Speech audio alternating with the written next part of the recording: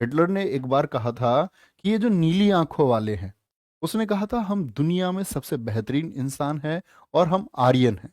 आप लोगों ने देखा होगा हिटलर स्वास्तिक चिन्ह को मानता था। हमारे यहाँ स्वास्तिक चिन्ह होता है ना, जिसको शुभ माना जाता है। जानते हो ना, स्वास्तिक सतिया जिसको बोलते हैं गांव में।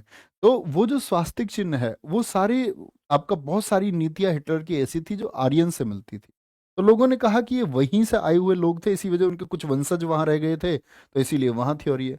लेकिन सबसे ज्यादा जो पक्ष जाता है वो मैक्स मूलर को जाता है। और मैक्स मूलर ने स्थायी देश तो नहीं बताया, लेकिन मिड एशिया बोला है। मध्य एशिया कहा है। क्या कहा है? ये लोग कहाँ से आए थे? मध्य एशिया से आए थे। फिक्स जगह है नहीं जी। क्या बोलेंगे? मध्य एशिया से। सतिया क्या होता है? स्वास्तिक कोई बोलते हैं सतिया। स्वास्तिक नहीं देखा आप लोगों ने? देखा होगा, बोले एक बार। नहीं देखा? बहुत बढ़िया। तो किसके कथन को सबसे ज्यादा माना जाता है? वो आपका प्यारे बच्चे, आप कहेंगे कि किसको माना जाता है, तो हमारा आंसर आएगा कि मैक्स मूलर के कथन को सबसे ज्यादा माना है। बहुत बढ़िया। नेक्स्ट। निम्नलिखित चार वेदों में से किस एक में जादुई माया और वशीकरण का वर्णन है? जादुई माया मतलब दूसरे को अपने वश में कर लेना। ठीक है। और कोई अटैची लेके जा रहा है, एक एकदम से तुमने उसको अपने वश में कर लिया, तो ऐसे वश में नहीं था। वो मायावी शक्तियों का प्रयोग था, क्या किसी अहित को रोकने के लिए।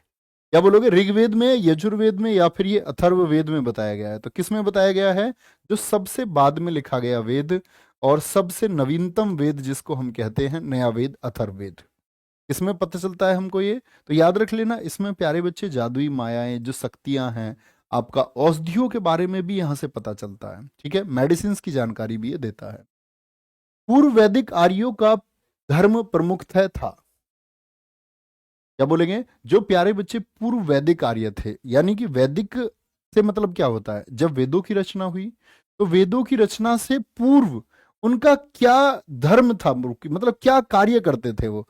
भक्ति थी, या फिर मूर्ति पूजा और यज्ञ, या फिर प्रकृति पूजा और यज्ञ था? तो क्या बोलेंगे? वो करते थे प्रकृति की पूजा और यज्ञ। आज भी प्यारे बच्चे हम लोगों में से मैक्सिमम लोग किसको पूजते हैं? तो हम लोग कहते हैं कि भाई हमको प्रकृति की पूजा करनी चाहिए, क्योंकि उसके